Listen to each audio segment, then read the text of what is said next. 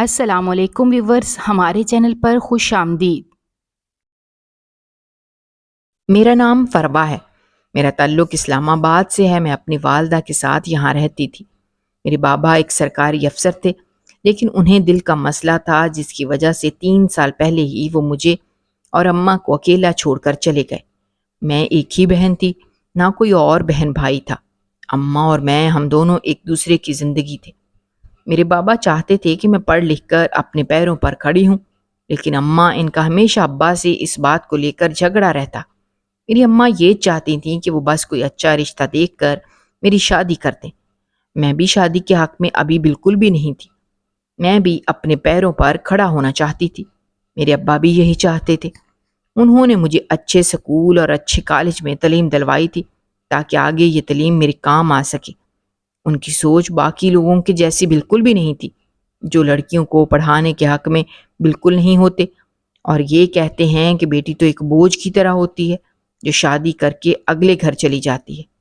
ایسے میں اس کی تعلیم پر بھی لاکھوں روپے خرچ کرو اور اس کے بعد اس کو جہیز میں بھی اتنا کچھ دو۔ لیکن میرے ابا، ان کے نزدیک یہ تعلیم بہت ضروری تھی، اسی لیے انہوں نے مجھے اچھے سے اچھے اور مہنگی سے مہنگی تعلیم دلوانے کی کوشش کی۔ میں یونیورسٹی میں جاتی تھی۔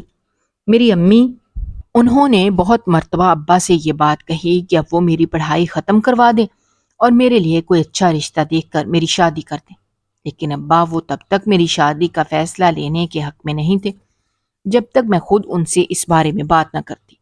انہوں نے کبھی بھی اپنا کوئی بھی فیصلہ میرے اوپر مسلط نہیں کیا تھا۔ جو بھی فیصلہ میرے بارے میں وہ کرتے تھے، میری رائے سے اور میری خوشی سے کرتے۔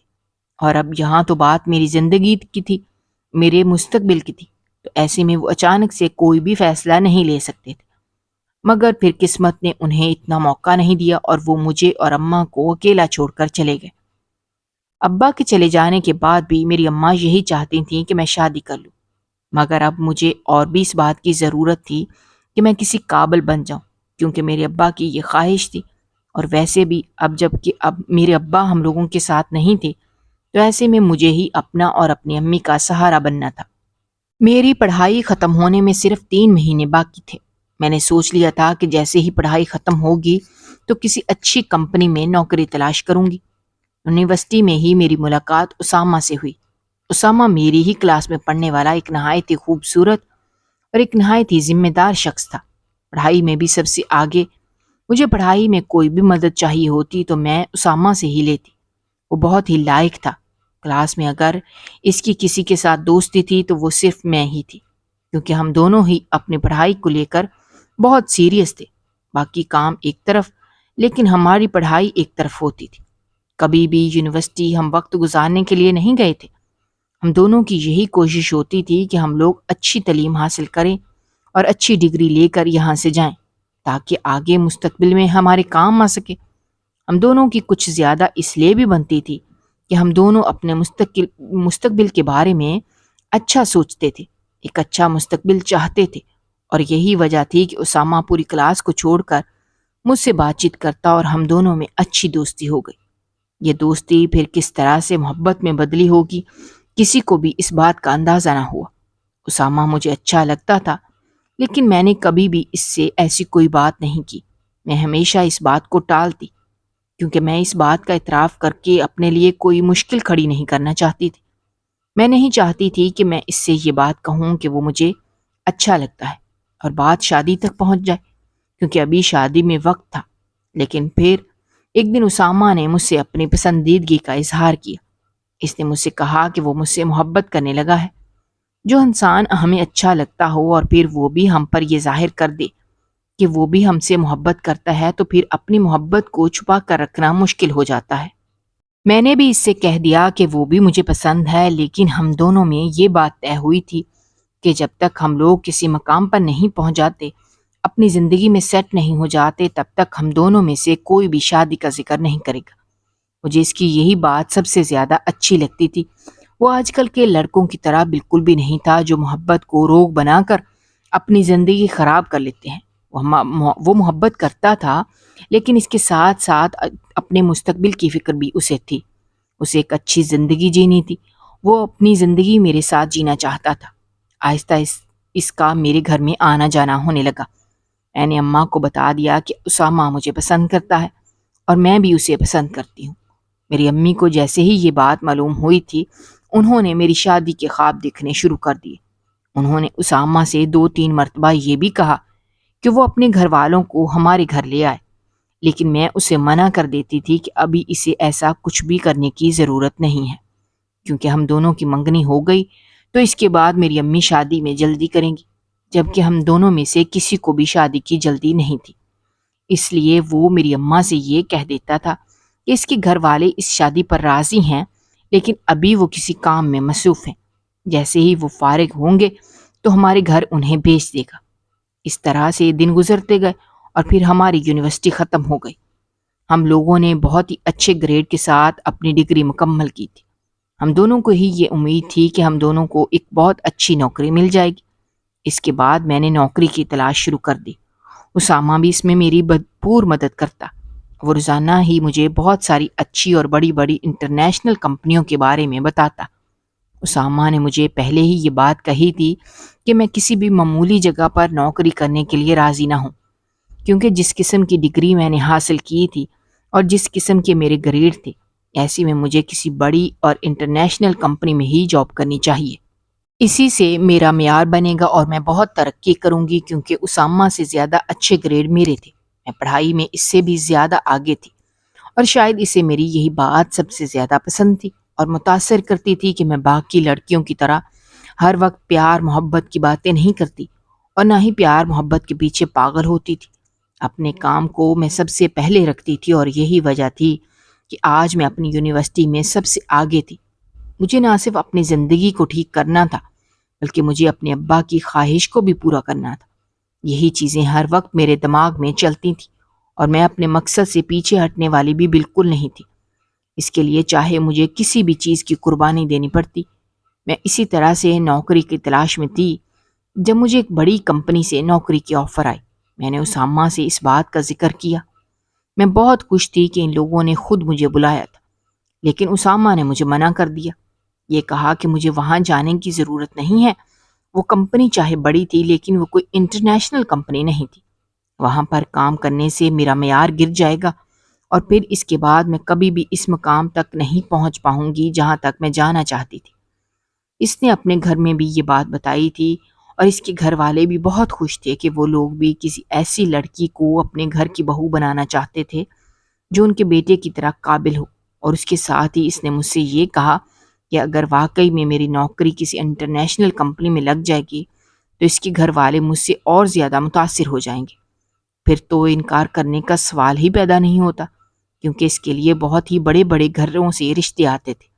بزنس مین اپنی بیٹیوں کے رشتے اسے دینے کے لیے تیار تھے، کیونکہ وہ بہت ہی قابل اور سمجھدار لڑکا تھا، سارے کاروبار کو اچھے طریقے سے سنبھالنا جانتا تھا۔ اسی لیے بہت سارے لوگ چاہتے تھے کہ وہ ان کے کاروبار کو سنبھالے اور ان کی بیٹی سے شادی کر لے، لیکن وہ مجھ سے محبت کرتا ہے اور مجھ سے شادی کرے گا، لیکن اس کے لیے مجھے کسی بڑی کمپنی میں نوکری کرنی ہوگی تاکہ وہ اپنے گھر والوں کو یہ بات بتا کر متاثر کر سکے۔ میں بھی کسی سے کم نہیں ہوں اور وہ اس شادی پر راضی ہو جائیں۔ اگر میں نے ایسا نہ کیا تو اس کے گھر والے اس کی شادی کسی امیر باپ کی بیٹی سے کروا دیں گے۔ اس کی بات سن کر میں حیران تھی، کیونکہ پہلے تو اس نے کبھی بھی مجھ سے ایسی کوئی بات نہیں کہی تھی۔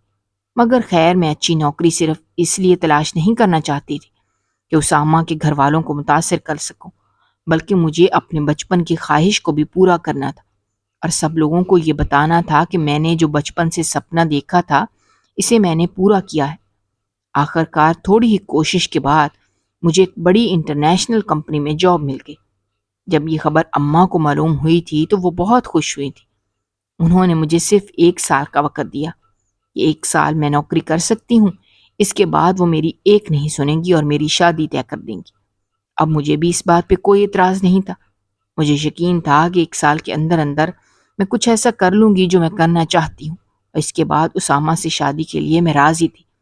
اور کچھ یہ بھی میں نے سوچا تھا کہ 1 سال کے اندر اسامہ کو بھی کوئی اچھی نوکری مل جائے گی، کیونکہ اسے ابھی تک کوئی بڑی نوکری نہیں ملی تھی۔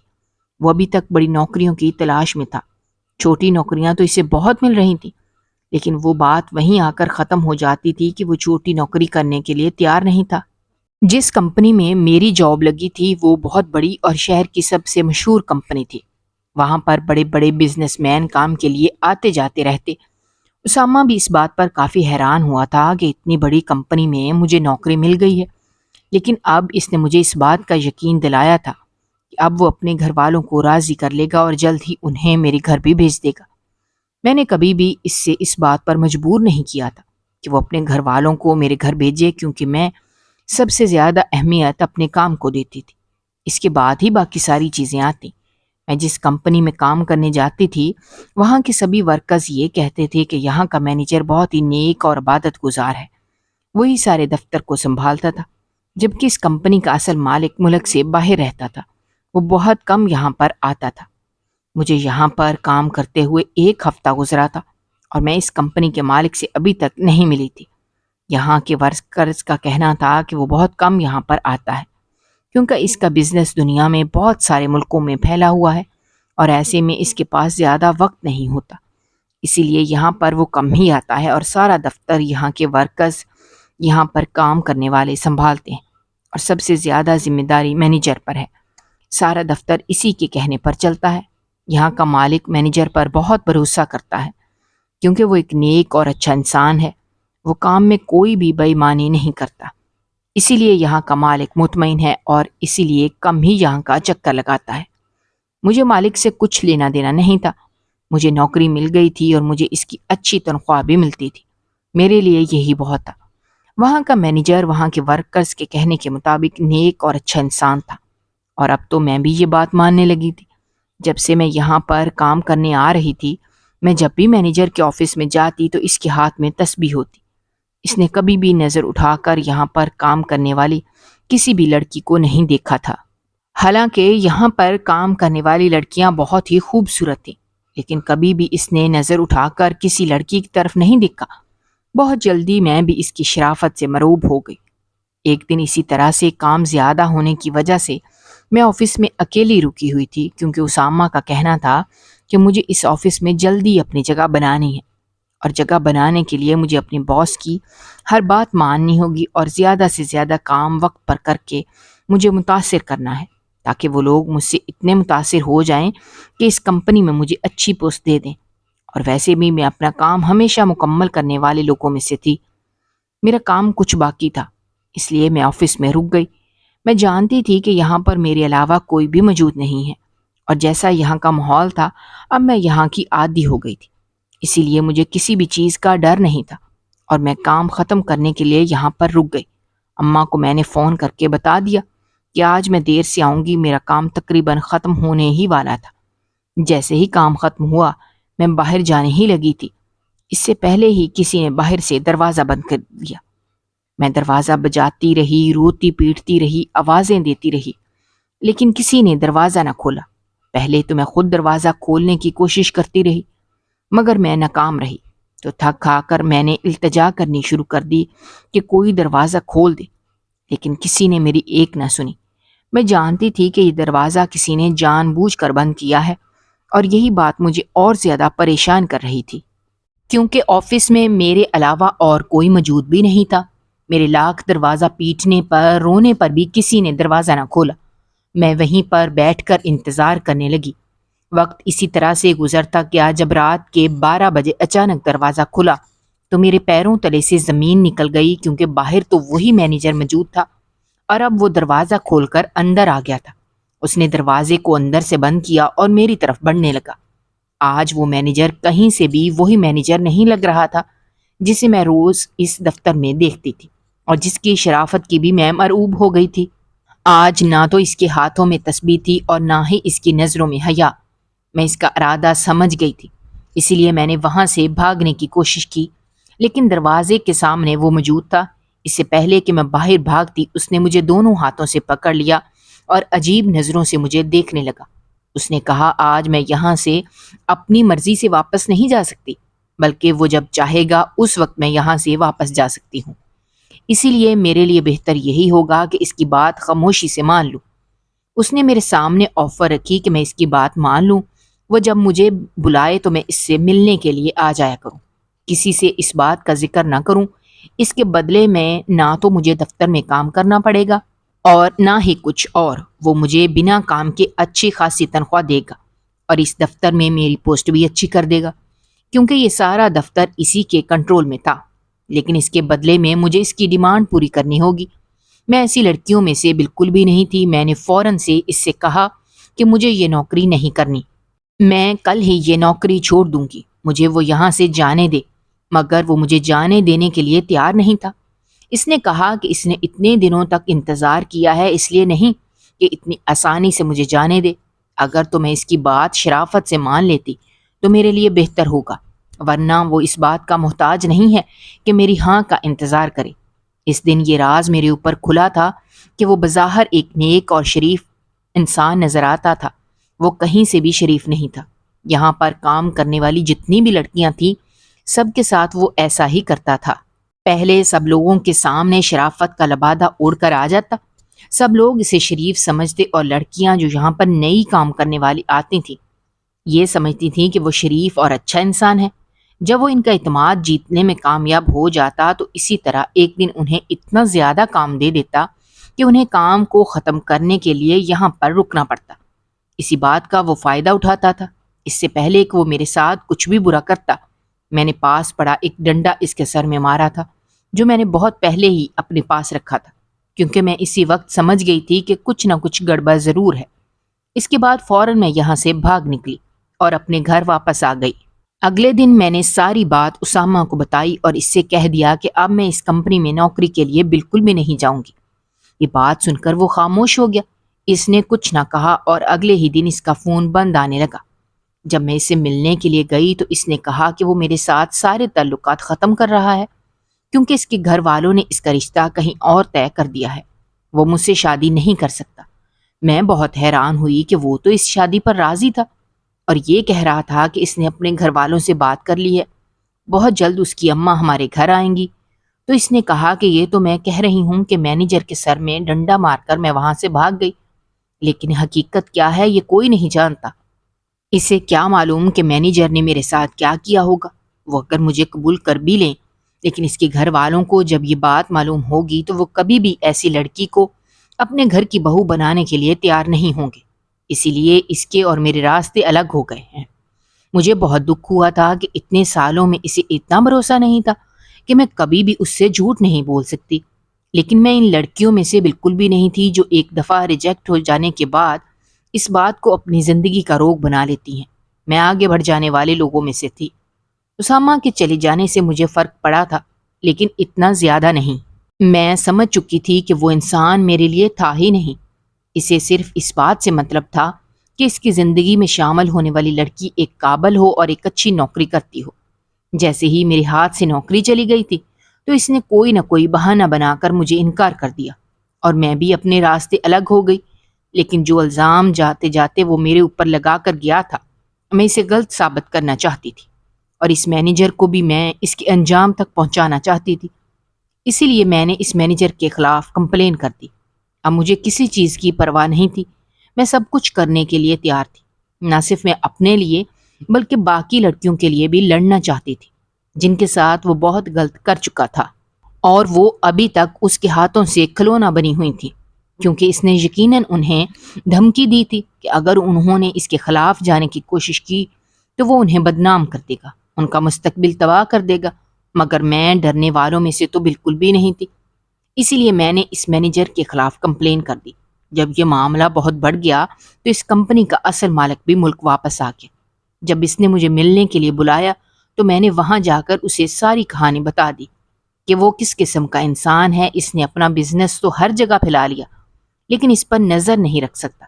اس نے کیسے لوگوں کو کام پر رکھا ہوا ہے جو دوسروں پر غلط نگاہ ڈالتے ہیں، اور یہاں پر کام کرنے والی معصوم لڑکیوں کو اپنی ہوس کا نشانہ بناتے ہیں۔ میں نے اس مینیجر کی ساری کہانی اس آدمی کو بتا دی جو کہ اس کمپنی کا اصل مالک تھا۔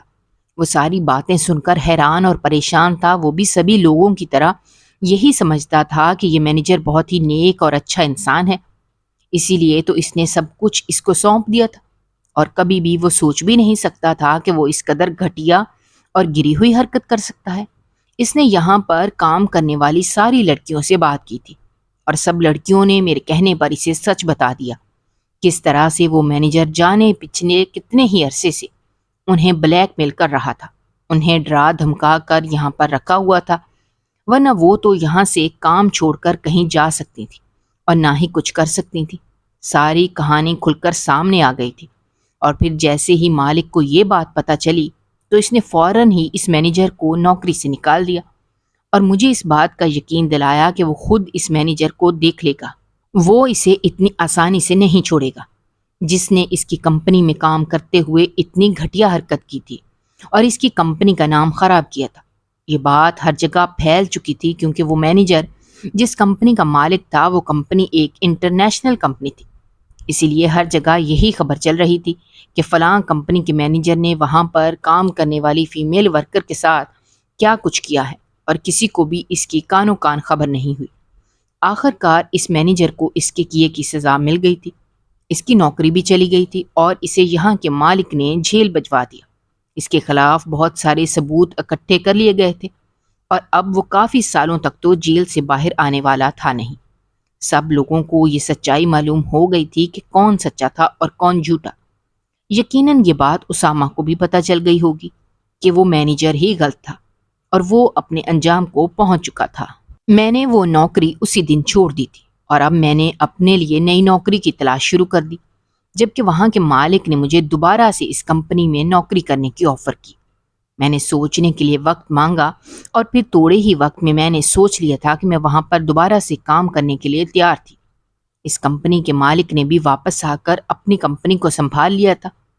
اس نے کہا تھا کہ آج سے وہ اپنی کمپنی خود سنبھالے گا اور سب لوگوں پر خود نظر رکھے گا۔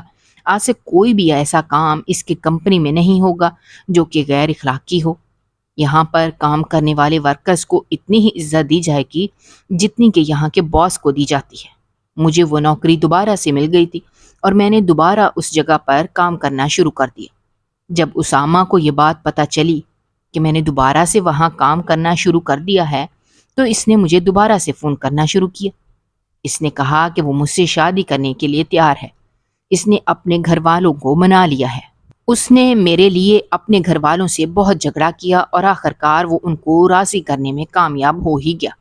اسے اس چیز سے کوئی فرق نہیں پڑتا کہ اس رات کیا ہوا تھا۔ وہ مجھ سے ابھی بھی محبت کرتا ہے، مجھے اپنی زندگی میں شامل کرنے کے لیے تیار ہے، مگر میں اس کی اصلیت اچھے طریقے سے سمجھ چکی تھی۔ اسے صرف میری نوکری سے مطلب تھا۔ جیسے ہی میں نے دوبارہ سے نوکری شروع کی تھی تو وہ دوبارہ سے میرے پاس واپس آ گیا۔ میں جانتی تھی کہ اس کے گھر والوں کا اس میں کچھ عمل دخل نہیں ہے۔ اس نے انکار بھی خود ہی کیا تھا اور اب دوبارہ واپس بھی وہ خود ہی آیا تھا۔ میں ایسے شخص کے ساتھ زندگی گزارنا ہی نہیں چاہتی تھی، اسی لیے میں نے خود اسے انکار کر دیا۔ یہ کہا کہ میں کبھی بھی اس جیسے شخص سے شادی نہیں کروں گی۔ اس سے شادی کرنے سے تو اچھا تھا کہ میں ساری زندگی اسی طرح سے گزار دیتی۔ میں نے اسے انکار کر دیا تھا اور اب میں بہت مطمئن تھی، اپنے کام سے بھی اور اپنی زندگی سے بھی۔ وقت اسی طرح سے گزر رہا تھا جب کمپنی کے مالک نے مجھے شادی کے لیے کہا۔ اس نے میرے ساتھ کوئی زور زبردستی نہیں کی تھی، اس نے بس اپنی پسندیدگی کا اظہار کیا تھا اور فیصلہ میرے اوپر چھوڑ دیا۔ اگر میں ہاں کروں گی تو بھی وہ خوش ہو کر مجھے قبول کرے گا، اگر میں انکار کر دوں گی تب بھی مجھے اس بات کے لیے مجبور نہیں کرے گا۔ میں نے اماں کو یہ بات بتائی تو اماں نے فوراً اس رشتے کے لیے ہاں کر دی، اور پھر اس طرح تھوڑے ہی دنوں میں اس کمپنی کے مالک سے میری شادی ہو گئی اور میں وہاں پر کام کرنے والی ایک ورکر سے اس کمپنی کی مالک بن گئی۔ میری زندگی میں شامل ہونے والا شخص بہت ہی اچھا اور نیک تھا، میرا بہت خیال رکھتا تھا، اور پھر اس دن مجھے یہ بات سمجھ آئی تھی کہ اگر زندگی میں ہمارے ساتھ کچھ غلط ہوتا ہے تو وہ کہیں نہ کہیں ہمارے ساتھ اچھا ہونے کے لیے ہوتا ہے۔ اگر وہ مینیجر غلط نہ نکلتا تو اسامہ کی اصلیت کبھی بھی میرے سامنے نہ آتی، اور اگر اسامہ کی اصلیت میرے سامنے نہ آتی تو میں اس سے شادی کر کے اپنی ساری زندگی برباد کر لیتی۔ اور اب جب کہ اسامہ نے مجھے چھوڑ دیا تھا تو مجھے اس سے بہتر اور اچھا انسان ملا تھا جسے مجھ سے محبت تھی، نہ کہ میری قابلیت سے۔ میں اپنی زندگی میں خوش تھی، اور پھر اس کے بعد میں نے اپنے شوہر کے ساتھ مل کر اس کاروبار کو سنبھالنا شروع کر دیا۔ اگر آپ کو ہماری کہانیاں پسند آ رہی ہیں تو ہمارے چینل کو سبسکرائب کیجیے، ویڈیوز پر کمنٹ کیجیے اور شیئر کیجیے. شکریہ.